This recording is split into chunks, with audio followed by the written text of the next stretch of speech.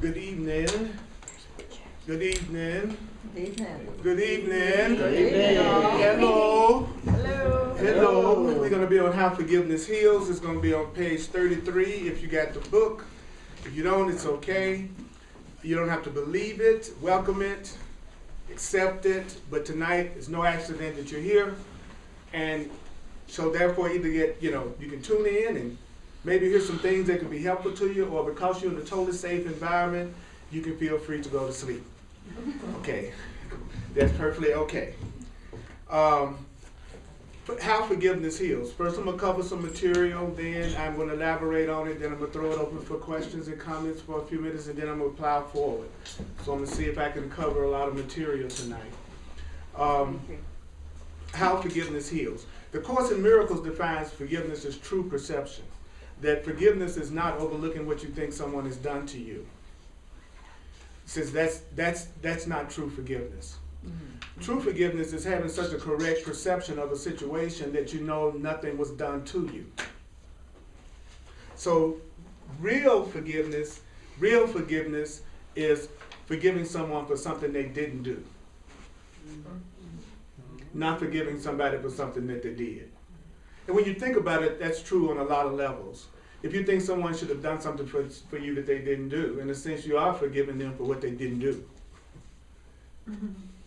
If there's a certain way you think you should be treated by someone and they're not treating you that way, then you're really forgiving them for something they didn't do. Mm-hmm. That's another way of looking at it. Mm-hmm. It says, understanding these things, let us look more closely at forgiveness. How does forgiveness work? What really occurs when you forgive? You are a conduit of energy. You are a conduit of energy. I am a conduit. You are a conduit of energy to the degree that the conduit is in perfect working order. To the degree that your conduit is in perfect working order, the energy can flow so radiantly that the conduit actually becomes transparent. Mm-hmm. That means that it no longer blocks. There is no barrier. There's no limit to the light. So when you really are clear, it simply means there's no block. There are no blocks to the energy, to the light, to the love, to the truth moving through you. When there is no blocks. The Course in Miracles teaches that when you don't let the energy flow through you, when you look at the body as the goal, as the end, he says, actually, this is what makes the body sick and what destroys it. What destroys the body is our refusal to look beyond it, to let the energy go through it rather than always letting the energy stop at it. Usually we let the energy stop at the body. And the Course says that's called arresting your mind's extension. And when you arrest your mind's extension, it says this is what produces pain and illness. So, when you judge, it is as though you contracted and made the walls of the conduit smaller. So the more you judge, the smaller your conduit is. Some people have a conduit like that. Those are the people that you don't feel. Mm-hmm. But there's only one reason why you're not feeling them. It is because you're not giving it. That's what's such a trip about that one. You know, when I say you love me, I'm just feeling my own love for you. And then I'm projecting it on you. All of us have had the experience of thinking that someone loved us who didn't. And we use our own feelings to make that misperception. Maybe even saying something like, but I felt their love. No, you didn't feel their love. You felt your love. And then you projected it on them. They might not have been feeling nothing. Yeah. Obviously. You really look at it, that's not a mystery. One of the coolest things about studying the truth this long is that I find out more and more I can laugh at my pain. That I can laugh at my hurt, maybe not immediately, but a lot faster than I used to. Like, I've done it again. You know what I'm saying? So I start to beat myself up and go, I've done it again. Oops. I've done it again. Okay. So just like building up rust in your pipes. How many of you all got rusted pipes? Got some rust. How many of y'all got dirty pipes? Well, that's a whole other story. We won't get into that. Okay. And the flow becomes less and less. As you forgive judgments, it is though the rust in your pipes the rust is dissolving. And it is as though the walls of the pipe that are carrying the liquid of God's love. Ooh. Ooh, I like that. It's as though the wall. You like that, Bonnie? It's like it's like as though the walls of the pipe that are carrying the liquid of God's love. Yeah. You are carrying the liquid of God's love. You are carrying the liquid of God's love begins to expand and become thinner and thinner and more transparent. Judgment is contraction. And forgiveness is relaxation. Oh, yeah. Judgment is contraction. Forgiveness is relaxation.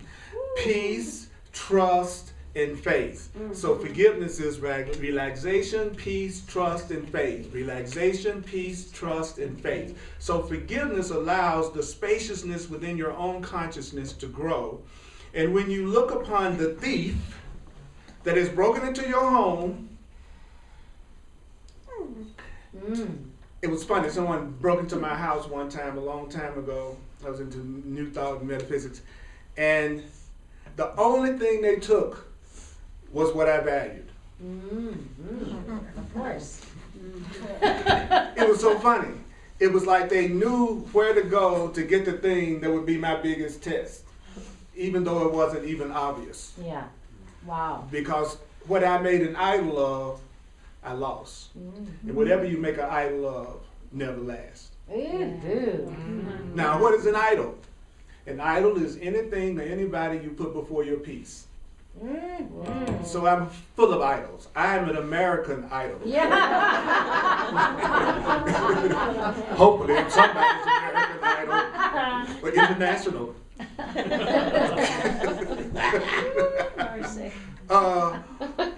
So I'll say it again. An idol is anything you put before your peace. Based on that definition, do you have any? Lots. Lots. Some of us, sometimes we give our peace up over traffic, don't we? Just little simple things. Or detour. Yeah. Or a detour, you know. So I forgive you. When you say I forgive you, you are decreeing the opposite of what you have learned. This is the way of mastery. The path of the heart. This is the part that I'm in tonight. So when you forgive, you're decreeing that nothing can be taken from you of any value. You're decreeing nothing can be taken from you of any value. You are decreeing that judgment is the opposite of what you want, and it will cause you to feel the opposite of how you want to feel. You are decreeing your power to perceive differently when you forgive. You are therefore healing yourself when you forgive. If you ever want to come home, you're going to have to become very, very divinely selfish. If you ever want to be happy, you're going to have to become very, very divinely selfish. A spiritual path that's based on selfishness? I'm going to be an avatar. You know what I'm saying? This sounds like my path. Yeah.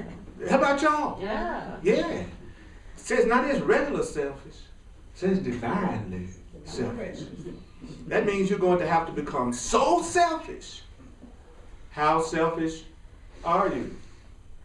You're going to have to become so selfish that you will not tolerate judgment in yourself or anyone or anything, because you will begin to recognize that every such act of judgment catapults you to the other side of the universe from where you want to be. So I'm going to be so selfish that I will no longer do the things that hurt me. That's deep, isn't it? Yeah, I'm going to be so selfish that I don't do the things that hurt me anymore. That's how selfish I'm going to be. That's how much I'm going to look out for myself. That's how much I'm going to make sure I have what I want. I want what I want so bad, I don't even have time to have no grievances with none of y'all. That's how selfish I am. I want my peaceful, loving life so much, I don't have time to be concerned about what my father did when I was a kid that I think I can't let go of. I'm divinely selfish. That could be like some good little letters behind my name. Earl Purdy, you know. DS.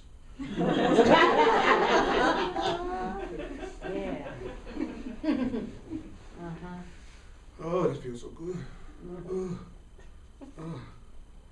Oh, yes.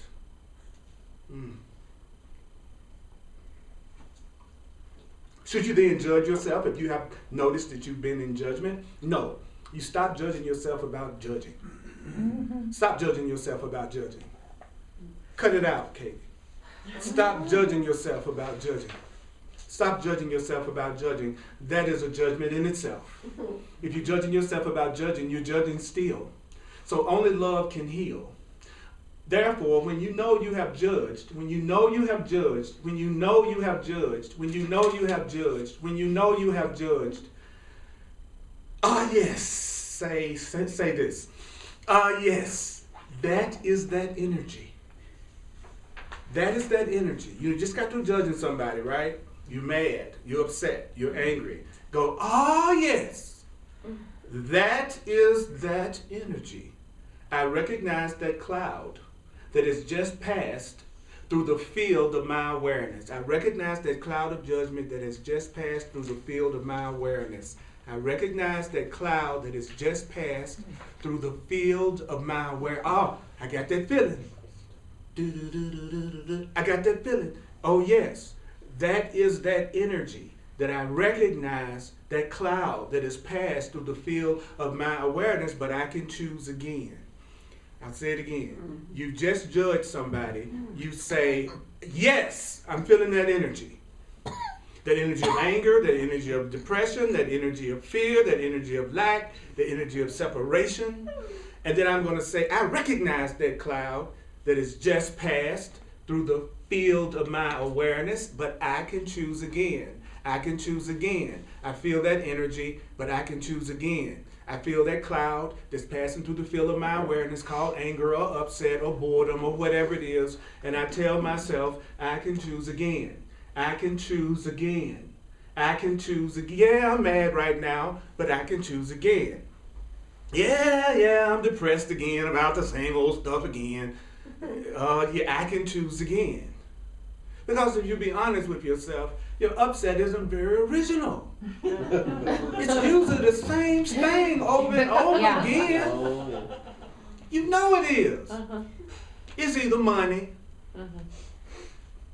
or it's the health of the body, or it's special relationships, or it's the career, or it's something about physical pleasure. And maybe somewhere down on the list, it might even be about spiritual awareness. Some people actually are really like working on their spiritual awareness, and they think about that more than they think about what their boss said yesterday. That's amazing, isn't it? So how does this work? How does this work? If in your ordinary daily life, and that we now know is not ordinary at all, your ordinary daily life isn't ordinary at all, you detect that you've been in judgment of someone. You detect that you've been in judgment of something.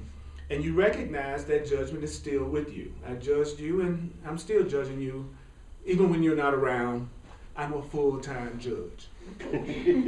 I judge people who aren't even present. Some of you might be getting judged even as you sleep. So it's a present thing. And even though I may have enacted it 5 minutes ago, 55 minutes ago, 10 lifetimes ago, when you notice it, or when you bring awareness to your judgment or your upset, you have made it a very present thing. I don't care when it happened, but if I'm getting upset with it now, it's a present thing. Interesting. Even though it might have been something that happened in the past, if I'm getting upset about it now, I've made it a present thing.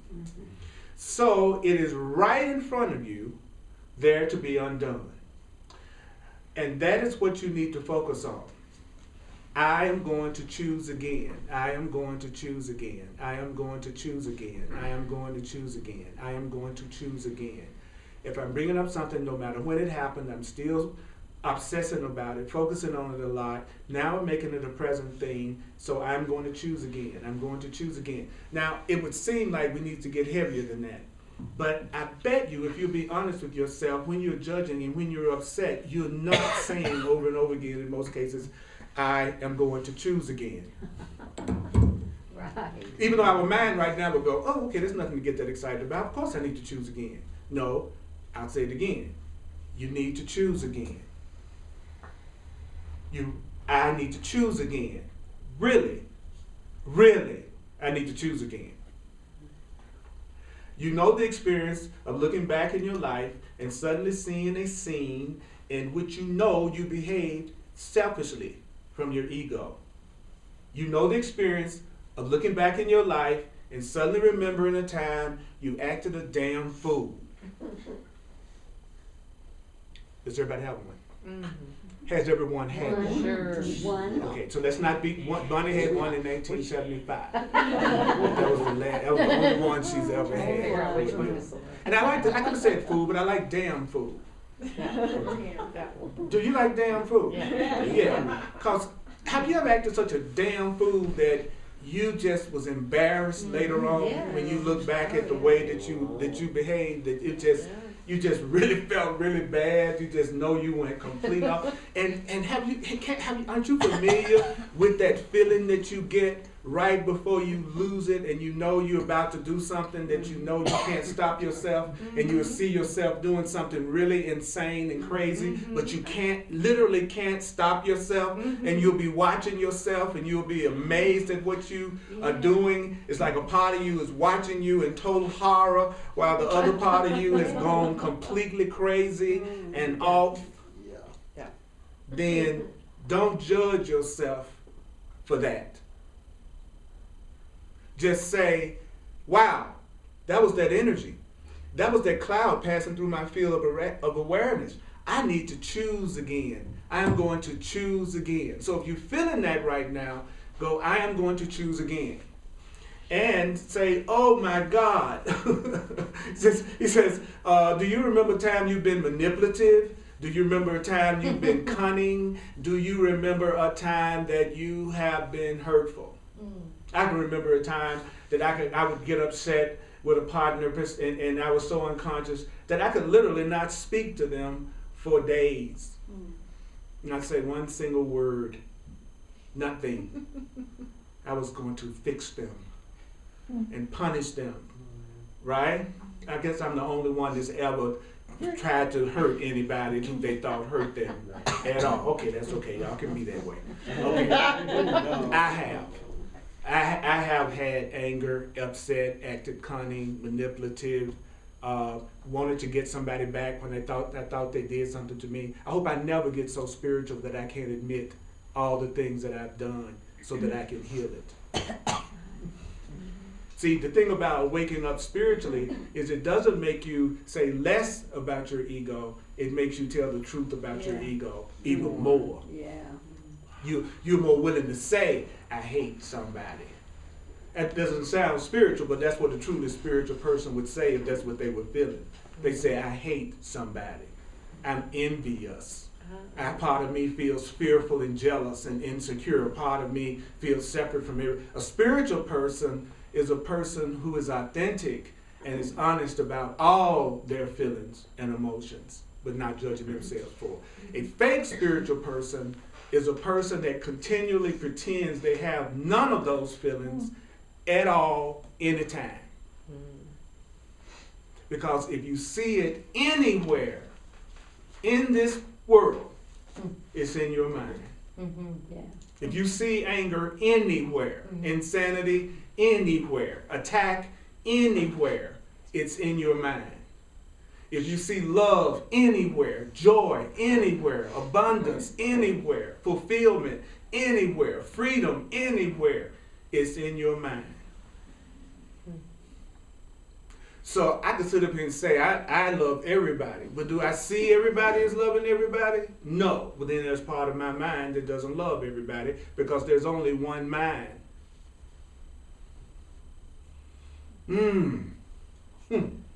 So what do? Do I judge myself? No, I go, that's that energy.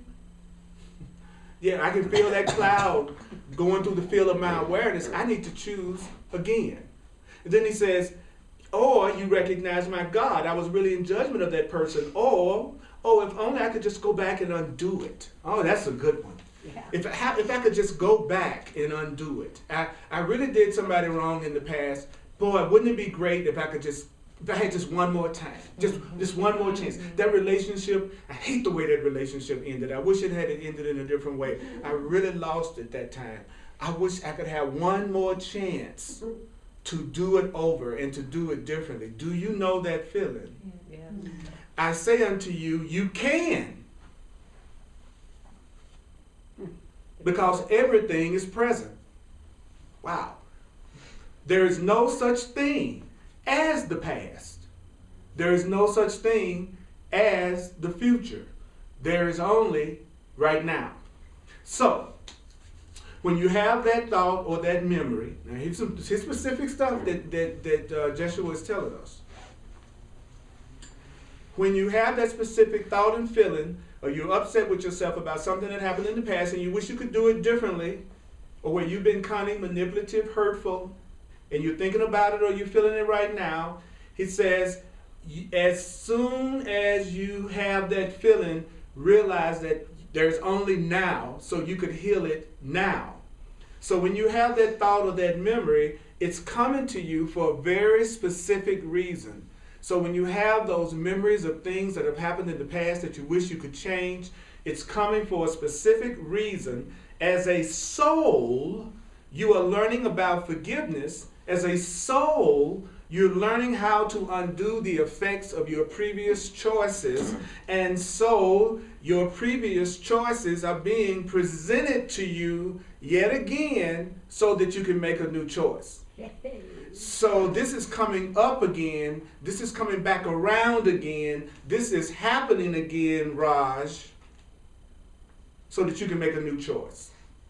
So when you're judging, whoever you're judging, whatever you're judging yourself for, rather than beating yourself up for judging, the correct way to look at it would be that you are giving yourself another chance in the present moment to undo it and make a new choice and free yourself. So that's different from I'm feeling upset about something because I'm a horrible person and I'm beating myself up because I'm still holding a grievance, and me thinking about something I've done in the past or something that's upset me or something I think somebody's done to me and looking at it as a present opportunity to make a new choice so that it can be totally undone. Because it's coming up in my mind, not by accident, but for a specific reason. So, all right. So let me go a bit further here. When that old memory comes, the first thing you do is you stay with it. Now, that's another interesting point, isn't it? Yeah. Because I'm always trying to get rid of it. Yeah. The minute I have the judgment or the upset or the anger or whatever, it's like, I gotta get rid of it as quick as I possibly can, and I beat myself up because I don't think I can do it. The truth is saying to us, hey, stay with it. Stay with it. Stay with it. Look at it. I'm mad. I'm angry. I see what I thought I did in the past. Be with it. Look at it. Recognize how judgment worked at that time, which is what you're doing anyway. I'm recapping it, right? That's why I'm upset. That's why I'm thinking about what I did. He says, okay, recap it. Recognize how judgment worked at that time, and then say to the person, say to that event. Now notice it didn't say get on the phone and call them up, meet them for lunch, and talk it over. Didn't say you had to have any kind of physical, personal contact with the person. Did it? No. Did not say you had to. So this means this could happen with somebody that's not even in the body anymore. Right. Or who's not in your physical presence. Personally, I would prefer long distance forgiveness. Wouldn't you? Yes. Especially if you still are feeling resentment and anger and hurt and upset, yeah. I'm perfectly cool to do remote control forgiveness. Doing it from afar. Wireless forgiveness. You know, I got my own spiritual router. You know, my own Wi-Fi signal. You know what I'm saying? So, then you say to that person, I judge you not. Now, don't feel like you have to mean it. Because if you think you have to mean it and believe it, you won't do it. I'd say it again. Do not think that you must mean it. Okay? That takes the pressure off of us, It's a glitch in the matrix. Forgive me. Just don't judge yourself for it. I'm trying not to. Lately I've been taking the blue pill.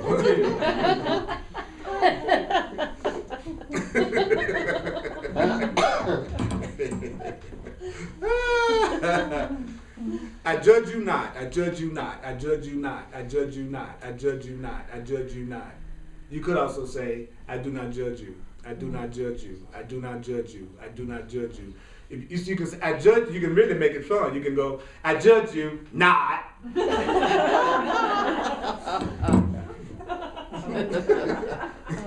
I judge you not, right?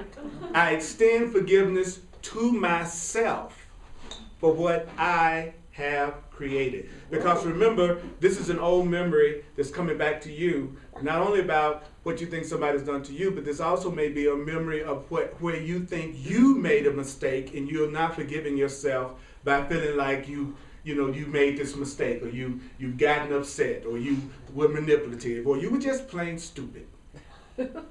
Okay? And you're just upset with yourself about that. Then the Course says, what you say to yourself is, I extend forgiveness to myself for what I have created. I extend forgiveness to myself for what I have created. So we're going to say, I extend forgiveness to myself for what I have created, silently or loud, whatever works for you, for 1 minute. I extend forgiveness to myself for what I have created. I extend forgiveness to myself for what I have created. I extend forgiveness to myself for what I have created. I extend forgiveness to myself for what I have created. I extend forgiveness to myself for what I have created. I extend forgiveness to myself for what I have created.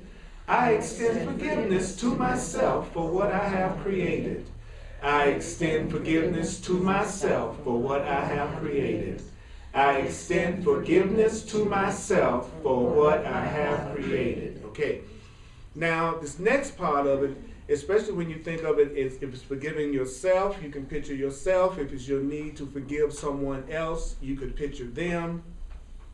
This is what you must say without necessarily believing it. Okay?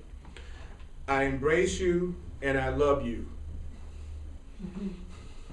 Okay, mighty spiritual giants. I embrace you and I love you. Okay? I free you to be yourself. I embrace you, I love you, I free you to be yourself. I embrace you, I love you, I free you to be yourself.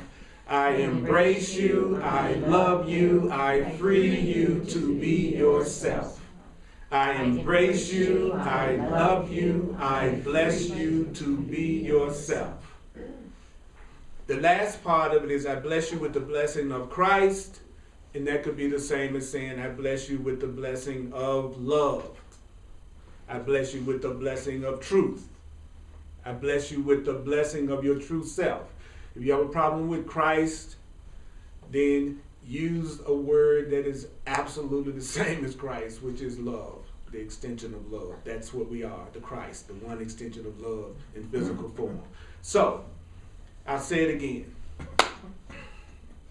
Say to that person, say to that event, I judge you not. I extend forgiveness to myself for what I have created. That one is my favorite part. I extend forgiveness to myself for what I have created, because I find it looks like I forgive other people quicker than I forgive myself. And it sometimes seems like I blame myself more than I blame other people. As I got into the spiritual path, I took the blame off of everybody else and started to put it on me, and I thought somehow or another that was being more spiritual. So I would take the statement, I'm responsible for my experience, to make me take that to mean I'm blaming myself for my experience. So I extend forgiveness to myself for what I have created. I embrace you, I love you, I free you to be yourself. I embrace you, I love you, I free you to be yourself. I bless you with the blessing of love. I bless you with the blessing of Christ. So we just received very specific instructions about what to do when we're judging and we're upset. So this isn't just a lecture. This is us actually receiving ideas that we are to use to bring about the forgiveness, which is the opening of the conduit that allows the liquid love of God to come through us out into our experience and create the kind of bliss we've always dreamed of experiencing here. We were just told how to do it. We were told that you don't have to believe it, that you look at it, that you stay with it, that you don't judge yourself for having the judgment. And then we were specifically told what? We were specifically told, I'm going to choose again, to say I'm going to choose again. We were specifically told to go, oh yeah, I'm feeling that energy again. I recognize that cloud that has just passed through the field of my awareness. I can choose again. See, that's the beauty of having, whenever it works for you, that's the beauty of having the book. Because then you have the exercises and the instructions right there before you so that you can start using it on the situations that's happening within yourself and in your life, where you're not going to have it if you don't have the material to use to give yourself the change of mind. So again, I'm going to keep encouraging you that if you're sincere, then at some point get the book and use it, because you won't get it just by coming to my class. It helps. It's a support, but it does not take the place of doing your own spiritual work. It doesn't. Because I don't know about you, but it's hard for me to remember those 3 sentences. Like if I was to close the book right now and say, all of us, let's say this without looking at it. It would probably be a challenge for all of us to remember exactly what we just heard. Is that not true? That's true. Yeah. But our egos will tell us we don't need it. I don't need to have this. I don't need to have the book. I don't need to focus in on it. See, that's the trick. That's the trick of our ego. It always gets us not to do the thing that will release us from whatever it is that's causing us pain, by convincing us that we don't actually need to give it attention and study. So I judge me not for doing that. And I extend forgiveness to myself for what I've created. I embrace me. I love me. I free me to be myself.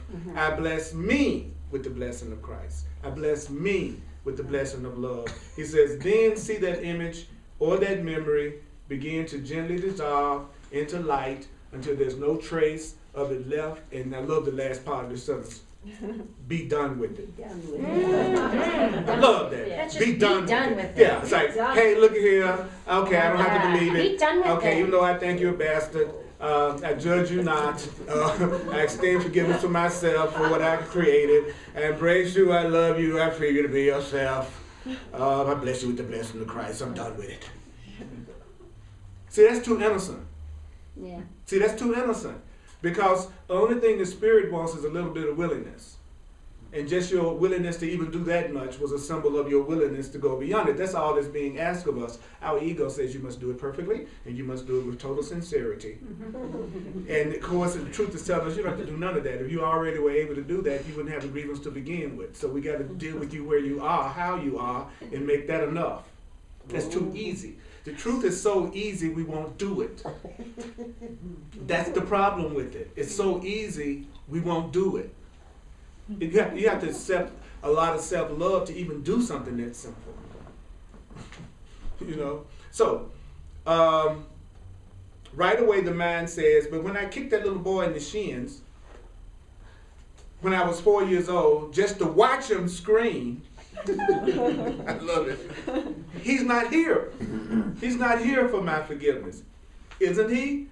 The body isn't here, but the body is not quite the soul. Yeah, the person's body isn't here, but the person is not their body. Their person is a soul, the one mind that we all are. So we are connected to that one mind that is them at all times. It's just their body that's not in front of us, and their ego that's not in front of us. That's okay. Yeah, if I have to forgive somebody and their body isn't here and their ego isn't here, and then I'm communicating directly from them soul to soul, mind to mind, spirit to spirit, that's easier than me trying to get past their ego that might have a grievance toward me and then trying to get my body and their body in the same physical location. That's harder. This is easy. That's why it's going to be challenging, because it's easy. Okay. Questions, comments about anything so far? So when you say, I am going to choose again, is that exactly the same as saying, Holy Spirit, help me see this differently? Exactly the same thing. Exactly the same thing. And then I'm going to choose again also means I'm going to not get upset with myself about it, that I'm going to say that this is a cloud in the field of my awareness and I can choose different. I embrace you, I love you, I free you to be yourself. You see what I'm saying? That's also you choosing again and then choosing to use what you were taught to say, as opposed to using what it is we've been making up but based on our own past experiences. Yeah. So this is the Holy Spirit telling us what to say. This is the Holy Spirit telling us what to do. This is the loving right mind trying to communicate to us, because higher consciousness at first can only communicate to us, primarily through words, the symbols of words, because we're not awake enough to hear on our own. So it comes to us through what we call our books and our spiritual path that turns us on. That's the beauty of it. It's that is the Holy Spirit, the higher self communicating with us. Yeah. So I wanted to make a comment on when we're talking about being divinely selfish, because I was having a conversation earlier with this person this morning, and we were talking about that. There comes a point. We were talking about that. There comes a point in our awakening where I've been in a certain script with people, but there comes a certain point where I start awakening and I don't want to participate in that script anymore. And so then it seems like, the other person has left our lives, but in reality they haven't, because they are still divinely taken care of and they are still going to get to that place of enlightenment. It's just that we have chosen not to participate in the script that we used to have. Yes. And so that brings to a full circle where we're talking about being divinely selfish. That's right. That's right. That's right. Expectation is the mother of judgment. Expectation is the mother of judgment. Yeah. The more expectations you have, the more you're going to judge. So let go of your expectations, you're going to let go of a ton of your judgment. And that is a different relationship to the person. Because you'll realize as you begin to awaken that your grievances are nothing but a reflection of your scripts and expectations that you had for what you felt like your life was meant to be, and the role you had assigned to them to make your life the way you wanted it to be. So really they didn't betray you at all. They just betrayed what you had written as your script for your happiness.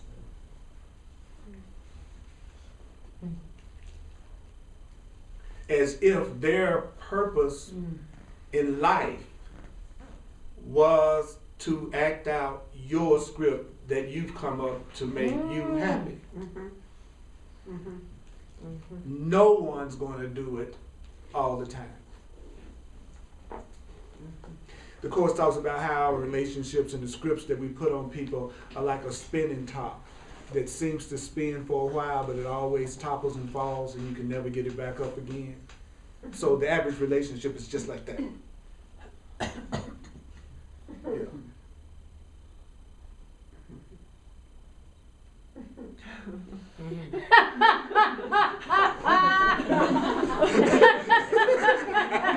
But when it was spinning, honey, it was spinning, wasn't it?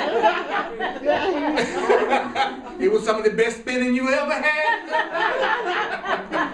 I mean, it was good spinning in my day, I'm telling you. Spin the wheel. Yeah. But when that top stops spinning and it swirls all over the place, we can, and you can never get it quite back the way it was. So anybody else? Yes, my brother. Why does the ego do what the ego does? Yeah. The ego does what the ego does because we want it to, because we are giving ourselves the experience of being separate. And in order to be separate from each other, we have to have fear. Because fear makes us feel separate from each other. Fear and conflict.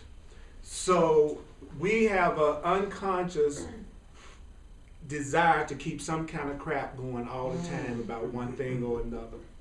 Because it keeps us separate from God, and it keeps us separate from each other, and believing we are indeed separate from each other. When you wake up, you begin to realize that you don't want to play that game anymore because it's painful and it's scary. And then you start using your separation as a means to join instead of using your separation as a means to separate. Like, for instance, I'm using my separation, which is my differences, my apparent differences. Separation and differences is the same thing, okay? So my difference from you now is being used to extend love to you in my way. And then your unique difference is supposed to be the way you extend love. And so then we take our differences that we used to use against ourselves and to judge each other, we use that very uniqueness as our way of bringing that liquid love of God into the experience for all of us to enjoy. Now being separate is fun because we're using it to express the love of God and for each other in very unique ways that only we can do in our own special way. Now, how love comes through me to you, you can't get it any other way except through me. So there is no competition. You will not meet another Raj, ever. So as long as I'm being myself, I have no competition. But if I try to be anybody else, now I got a problem. There is no such thing as competition. Because you're unique. Be true to yourself, you have no competition.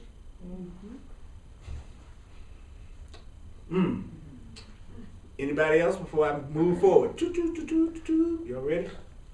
Yes. So then, okay, the thought that's coming through my mind right now then is that if I'm unique in the way that love comes through me, like it says in the Course, that I am needed as to participate in the plan of salvation, because I have a certain part that I need to fulfill. That's right. And you'll know when you're fulfilling the part that you are here to fulfill by one simple thing, according to the Course, that your happiness and your function are one.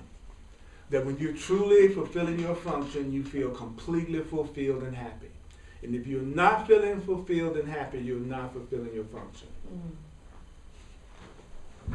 You're probably doing it for security. Can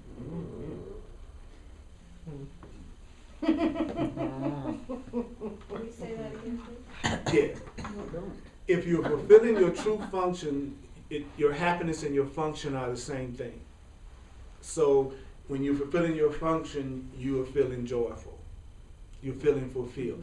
The one time that I feel the most right in my physical life is when I'm sitting here doing this. It is the most innocent moments of my life when I'm doing this. It's the one time I feel like I'm doing exactly what I'm supposed to be doing. And it's a feeling that I can't describe. I've had jobs that I made tons of money and I was miserable. Miserable out of my frigging mind. But I was trying to keep the bills paid. Okay? There's a difference between acting from your security center and acting from inspiration and coming from your heart. Most people don't know that when you come from what inspires you, you are in spirit and you will be given what you need.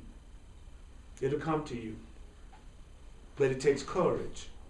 And it takes a willingness to live in such a way that you're not needing anybody else's validation for you to follow your heart and to do what your inner guidance is saying. Nor do you need the approval of society or anybody else. Can you say that again, please? That when you're really following your heart, that's when you're in spirit.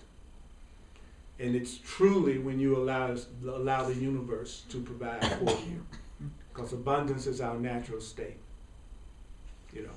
So, Why isn't it happening? Well, you just said earlier, if I have a lot of judgments, what? The conduit is closed. So my abundance can't get through. The love can't get through. The joy can't get through because it's clogged up. The pipe is clogged up. And it's clogged up with grievances and anger and insecurity and jealousy and specialness. Yes, it is. So you might be spiritually constipated. Yeah, that's there you go. And you need a relaxative. Okay.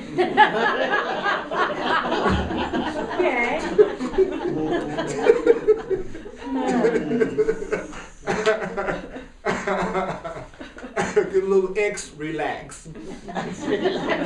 Take a little X relax. Okay. If y'all don't say something, y'all gonna have to hear more. Let's hear more. We probably need to hear more. Okay. So on the forgiveness, when it appears like somebody intentionally is doing you harm, what about that? When it looks like someone is intentionally, if it looked like someone was intentionally doing me harm, the first thing that I would try to do would be for me to take responsibility for my experience of it, ask for guidance, and then do what my guidance would tell me to do. And I know that whatever my true guidance told me to do, it would not involve attack. So the course talks about, the truth talks about how you really can't prescribe behavior because each situation may call for a different behavior, but what's consistent will be your attitude and your perception, which is, I want peace. What do you want me to say? Where do you want me to go? And then I get quiet, and then I follow my guidance. If that guidance says, get a restraining order, then I'd get a restraining order. If that guy, you know what I'm saying? It's like people think being spiritual means that you wouldn't call a lawyer. No, being spiritual means that you're taking responsibility for the experience, you're asking for guidance, and then you want peace in the situation, and then you move from whatever you believe in your heart's going to be the most peaceful and right thing for you to do in that moment without physical attack. Because some parts of ourselves, some parts of our brothers and sisters are so asleep that without the police, they would harm themselves and others at this level of the dream. But what you want to do is, in your heart, want them to be healed. Want to have peace come out of the situation. And most importantly, forgive yourself for creating it in the first place. Because it's just like he was saying here, I judge you not, I extend forgiveness to myself for what I created. And then I would also try to remember that they can't hurt me. That they literally can't hurt me. If they're not physically doing anything, they can't hurt me. So it's my interpretation of it that's making me feel pain, not them. It's my perception that they're trying to hurt me is actually what's causing my pain. What they're really doing is calling for help. They're calling for God. They're calling for love. So I would go to what the Course says about, first of all, saying this prayer. I give you to the Holy Spirit as part of myself. I know that you will be released unless I want to use you to imprison myself. In the name of my freedom, I choose your release. In the name of my freedom, I choose your release because I recognize that we will be released together. So the first thing you do is you apply the truth, right? And then you do whatever you feel led to do from the inside in that situation. But make sure you apply the truth first. Then go out and handle it the way, call your creditors after you say, I'm sustained by the love of God. Then call them and beg them to give you another month.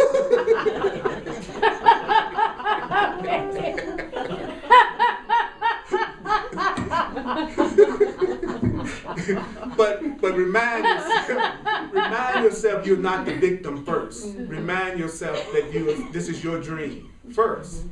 And then do whatever you are led through your guidance to do.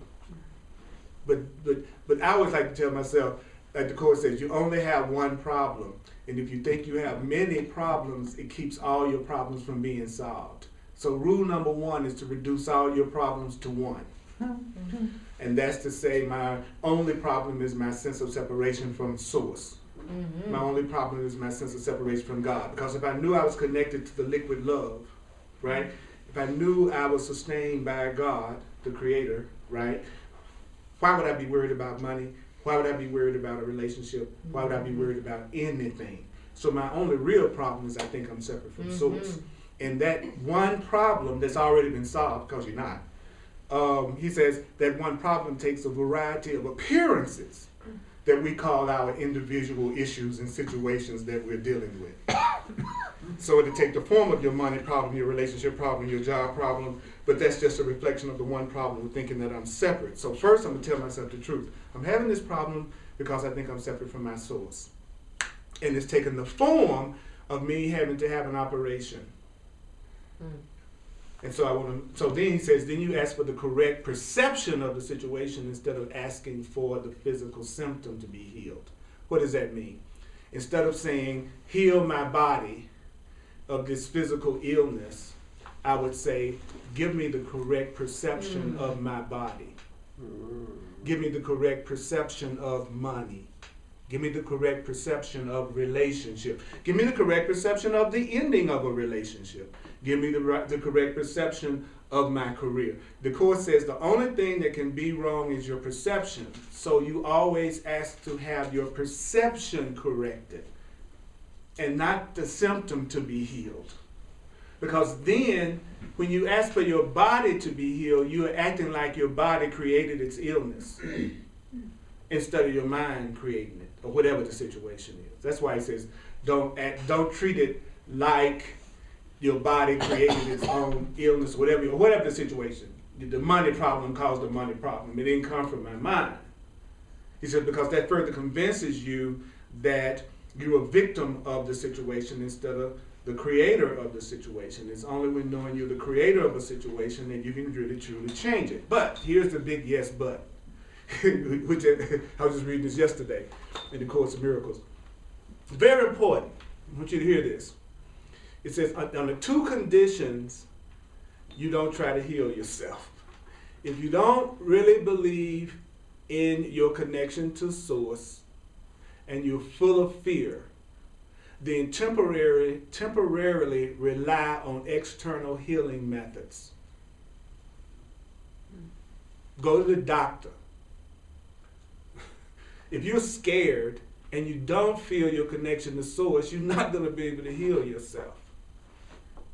So so he says what happens is you don't have faith in your own ability to heal. So you would actually have more faith in the aspirin than you would have in your ability to heal the migraine without one. So go ahead and get the friggin' aspirin. You know, you could visualize yourself losing weight by not identifying with your body and just seeing yourself as the ideal size, right? But if you know you can't do that, then go jog. That's what the truth is telling us. Just don't fool yourself. Don't deceive yourself. You know, if you haven't been able to change anything from your own inner work, then temporarily be willing to go to a workshop, go to a class, educate yourself, put yourself around people who are go use the outer. If you believe in the outer, you're still innocent because the outer is just a reflection of the inner. So you're still dealing with your mind, whether you go out or you go in. It's still your mind that you're dealing with. Wow. People become the physical embodiment of the love you have for yourself. And some people make you aware that you need to what? Extend forgiveness to yourself for what you have created. And go, oh, I'm not going to judge me. I'm not going to judge me. I'm just going to ask for another way to look at it. Because what is really happening is that I'm thinking about this now for a specific reason so that it can come into my experience so that I can be done with it. So the grievance and the judgment is actually you being given opportunity after opportunity to be done with it, but you call it feeling a grievance all the time. See, that's the incorrect perception. I'm just still mad about that all day long. Instead of, oh, I've called that to me in my present moment so that I can choose once again how I want to look at it so I can be done with it. So I'm giving myself opportunity after opportunity after opportunity to be done with it, to tell myself, I judge you not, I extend forgiveness to myself for what I created, I embrace you, I love you, I free you to be yourself, I bless you with the blessing of Christ, or the one that I said from the course about I give you to the Holy Spirit as part of myself, which is at the end of chapter 15, which is the perfect prayer that I do with people that I need to release. I give you to the Holy Spirit, I give you to God, I give you to love as part of myself. Because I know I will be released, you know what I'm saying? And so that's, again, that's another reason why I like the material, because it gives me the thoughts to use to change the situation, since my reality is a reflection of my thoughts. So I need some new thoughts. And they're already given to me. I don't even have to figure them out. Isn't that great? You don't even have to come up with the thoughts. They're right friggin' there. It's like the lazy man's guide to enlightenment. It is. It is. I don't even have to think of the loving thoughts that would change my life. They're there. Already. Right now. Okay. Let's do some more of those, shall we? Okay. Oh, I love this stuff. Don't you just love the truth? Yes. It feels so good, don't it? Oh, yeah. Yeah. All minds are joined. It means that where you extend forgiveness within the consciousness, within your emotional field to another, whether they be what? Physically present or not, you are extending to them exactly what you would extend to them if they were physically in front of you. That's so obvious, it's kind of weird. It's like, if I want to forgive you, well, even if you're not physically in front of me, I'm just doing what I would be doing if you were physically in front of me. So that's why you don't have to be physically in front of me, because it would be like I'd be doing nothing any different if you were. It was funny. I was looking at an Arsenio Hall show, and he was he made the comment that he didn't realize that he did his monologue with his pants unzipped, and that on the breaks they were trying to tell him his pants was unzipped. He said, I wasn't listening. I wasn't paying attention. You know. And he said he tried to tell me. He's like showing the whole thing. So he was like doing his monologue, and his pants was unzipped. So how did he get past any guilt around that or any upset around that? It was the perfect truth. He said, what I'm gonna do is I'm gonna embrace it. And so at that point, he had everybody in his crew, his band, his staff, everybody had their pants unzipped. So he had everybody unzip their pants. And what was the beside probably mortifying middle America, which was my favorite pastime. What happens? The court says you can't feel really guilty when you don't feel alone. You know, the minute you're not the only one, you feel more innocent. So by everyone having their pants down and zipping down and laughing about it, it took all the power and all the meaning away from it. As soon as he laughed about it and people joined him in it, then that was the end of it. And that's the way everything is. You know, you want to be with people you feel joined with, connected with, you have something in common with, that you feel the same with, because you feel inherently innocent. It's like when I said earlier, there's a part of me that's tried to manipulate and get somebody back in the past whenever I thought they hurt me. And then suppose everybody in the room had said, Raj, I've done the exact same thing. Then I would have felt innocent and you would have felt more innocent. But by looking like I was the only one that was saying it, You see the difference? Then I would be more tempted to feel like I'm guilty, even though everybody else does the same thing. So that's why the AA meetings and all that are so powerful, because you're in the room with people who are dealing with the same thing you are, and they're willing to admit it and say they want to go beyond it, where a lot of us in New Thought, we think being spiritual means never admitting our ego. And saying stuff like, I love everybody. Me, I never get angry. I never get jealous. It's just an illusion. Okay. I don't think I'm going to get a ride home with you. You are too much in denial. And I know what happens to people who are in deep denial. They always manifest the thing that they're in denial about, see themselves as a victim, and feel like something did just happen to them, even though they were really nice people. And that's why you always see really nice people getting slammed. Because they're not really nice people.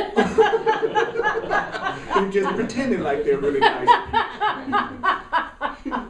The Course and the Truth teaches us that when we really get to that point that the conduit is clear and we have no grievances, and this is one of the most awesome statements about, you study in the Truth book, not just the Course, you actually at that point are invulnerable. There will be nothing harmful that will happen to you at all, period. And so, since we've never experienced that level of safety, our temptation is to say, oh, that couldn't be possibly true. But it is. When we really become pure conduits of the love, there will be no harm that can come to you, because you wouldn't be on the vibration to even draw it to yourself. You wouldn't even create it. It wouldn't come anywhere near you. So how do I know that I still have some work to do? Because of how I feel and what I see in my world around me. And I don't have to be in denial about that.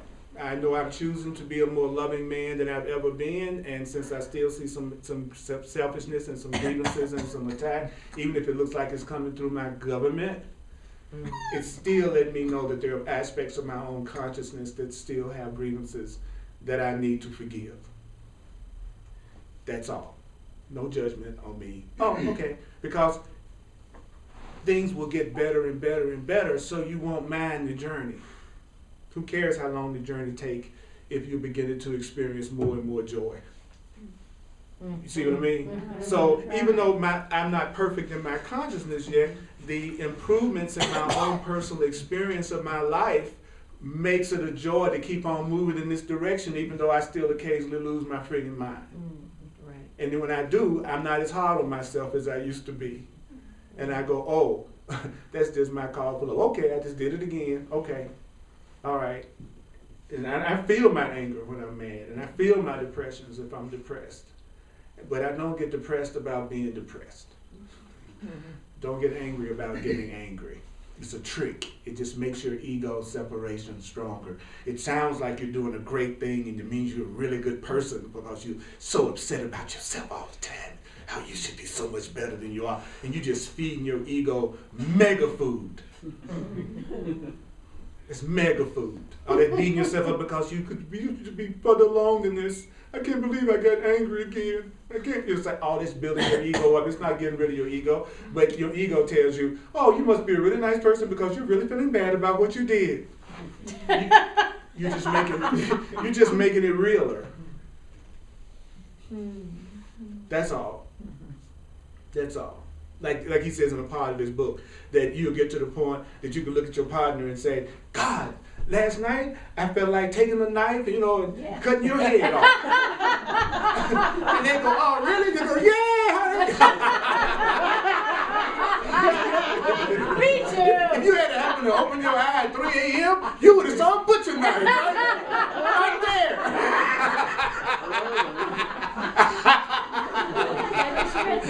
You go, really? Yeah, because when you get to that level of consciousness, it will seem ridiculous to you that you would even want to do that to each other. So you could laugh at it. Yeah, I'm looking forward to that. So that means theoretically that the most awakened couple you might run into from the outside may look like they're not awakened at all, Because they would be really expressing everything that they were feeling with each other and not hiding it. Yeah. Because they know their love is so real that Huh. nothing they say to each other could ever threaten their relationship. Wow. So they would be saying, if they had something ugly come up, they would be saying it. Those of us who don't understand that level of love and honesty would think that they were full of problems in their relationship. Right. And then we would think the couple that everybody had private thoughts and hiding all that they really felt from each other so that they could keep the relationship together so outwardly they seem like they're peaceful. That would be Right. the couple we would be admiring. Right. But they're the ones that's really got the weakest love of all. yeah. Their love is so weak they can't even say to each other what they really feel. Right. But the other person, their love is so strong, they can say, "You low down dirty bastard," and then the other person would, "Is there anything else you want to share?" Is there anything else you need to say? I just want you to, did I hear you correctly? You said I'm a low down dirty bastard. Because you would mirror it back to them and get them a chance to get it out. Is there anything else you need to say? That's the couple that love each other. Right. The one that needs to say that Right. and doesn't because they're so scared of what's going to happen in the relationship, that's where the love isn't. Yep. See, you don't even believe you can grow on the spiritual path with a partner until you all are willing to allow your egos. You got to allow the ego in the relationship if you want to evolve. You can't set it up that the ego can never come up because then you'll never go to the next level. Because you're growing, you're learning, it's still there. So if you set it up where it's not okay for you to have those feelings, then you're not going to make it to the next level of love with anybody unless you really see that the relationship is stronger than words. Which is different from if they're smacking you or hitting you. We're not talking about physical abuse here at all. But we're talking about two conscious beings, both knowing they still got egos, saying they want to go beyond their ego together, which means they have to allow each other's ego to come up and then choose to see it another way. And then they go to the next level. Makes you want to go,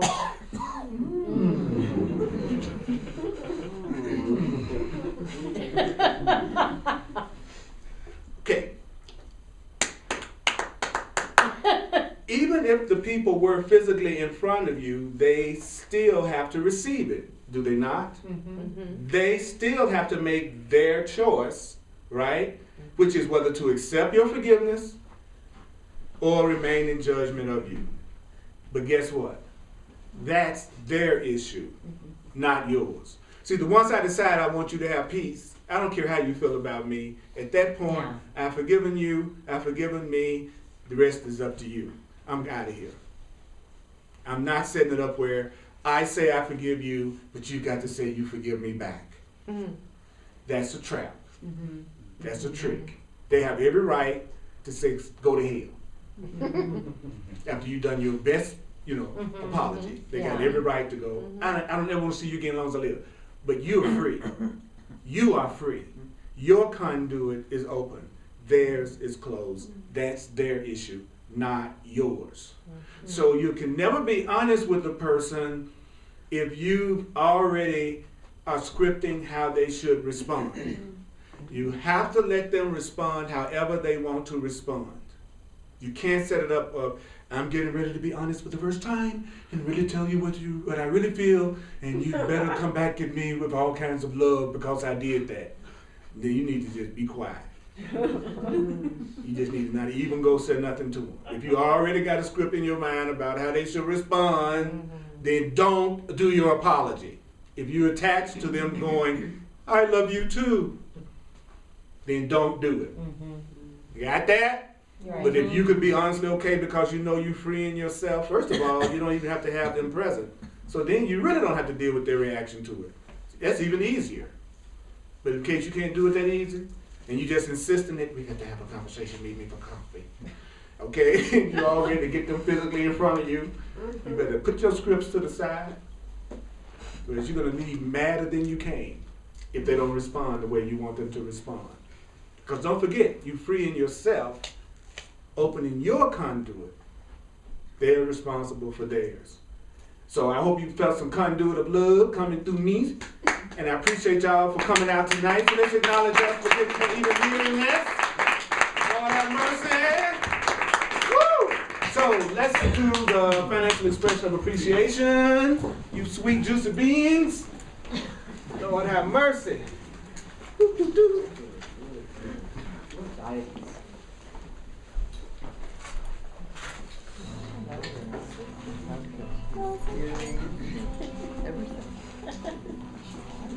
Wow.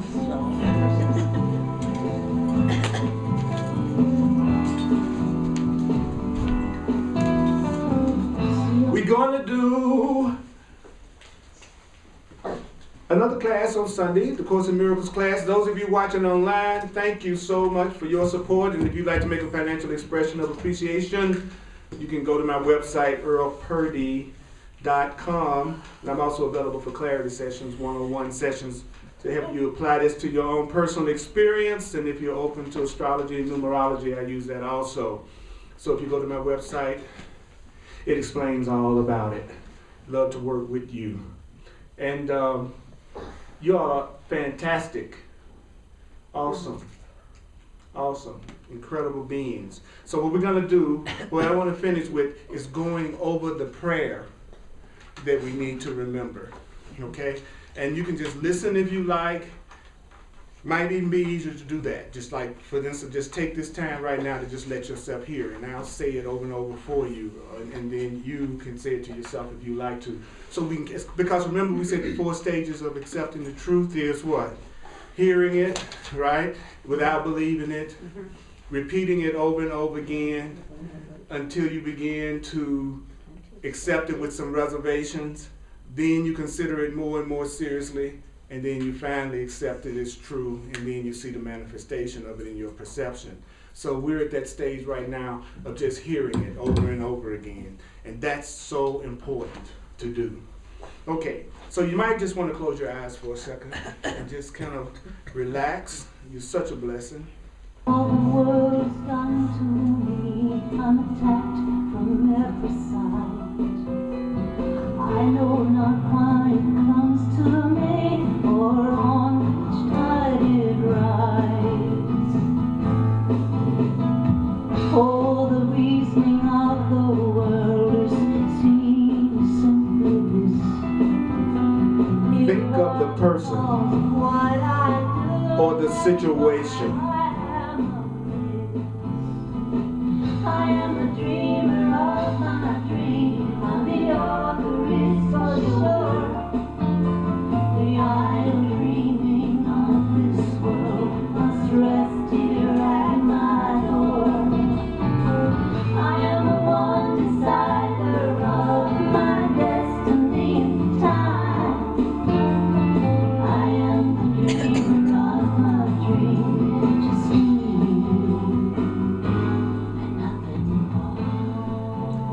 I judge you not.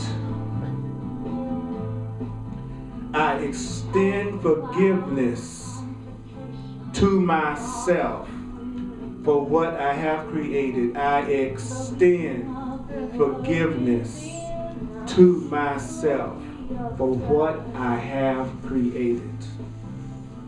I embrace you and I love you.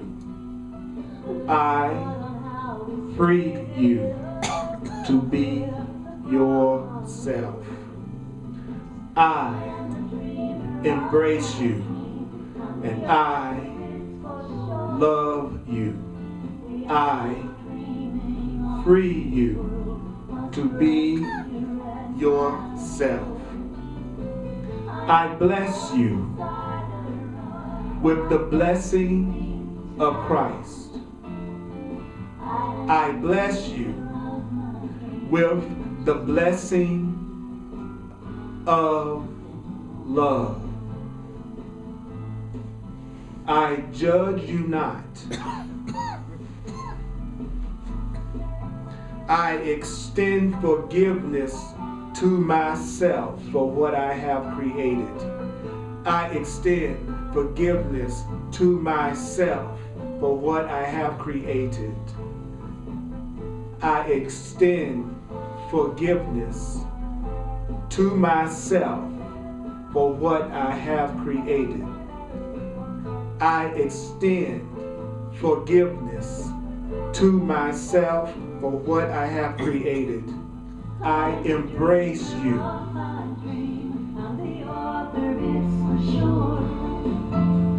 The idle dreaming of this world must rest here at my door. I am the one decider of my destiny and time. I am the dreamer of my dream, just me and nothing more.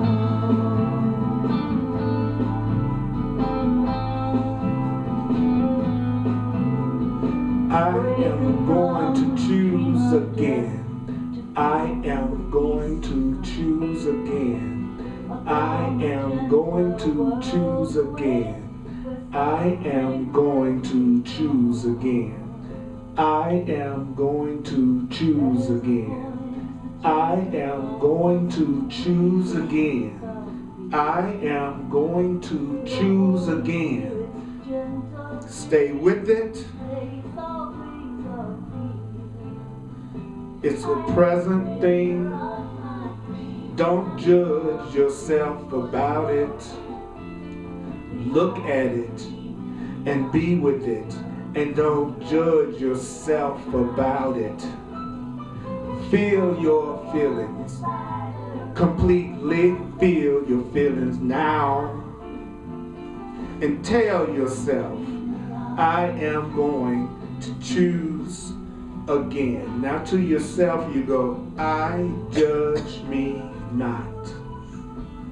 I extend forgiveness to myself for what I have created. You're the author, this is for sure. I embrace me and I love me. I free me to be myself. I embrace me. I love me. I free me to be myself. I embrace me. I love me. I free me to be myself. I embrace me. I love me. I free me to be myself. I embrace me. I love me. I free me to be myself. I embrace me. I love me. I free me to be myself.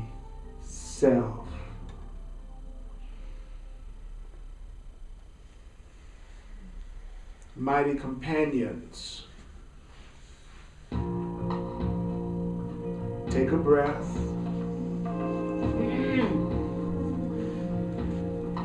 See this as a time to integrate.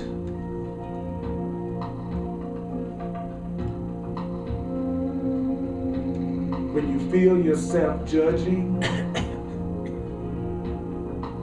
when you know that you have judged, simply say, ah, yes, this is that energy. I recognize that cloud that has passed through the field of my awareness, but I can choose again.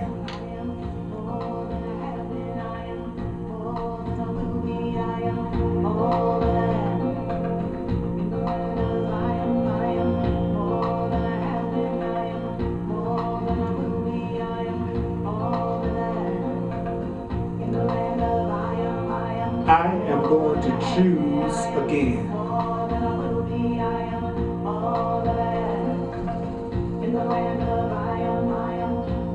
Even if the person isn't in front of you, you can still be done with it.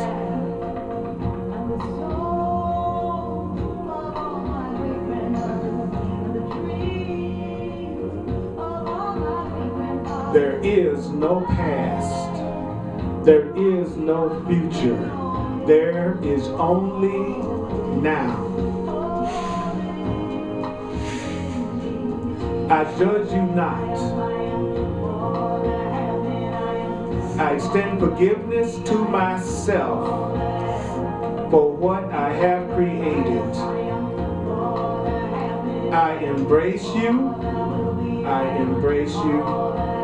And I love you. And I love you. I free you. I free you to be yourself. To free you to be yourself. I bless you with the blessing of love. I bless you with the blessing of love. I bless you with the blessing of love. I bless you with the blessing of love. No matter how I feel about you, no matter what I feel about you, I bless you with the blessing of love. I bless me with the blessing of love. I bless me with the blessing of love. I bless me with the blessing of love. I bless me with the blessing of love. I bless me with the blessing of love. I bless you with the blessing of love. And another one that the Course in Miracles gives you is this one. Think about the person and go,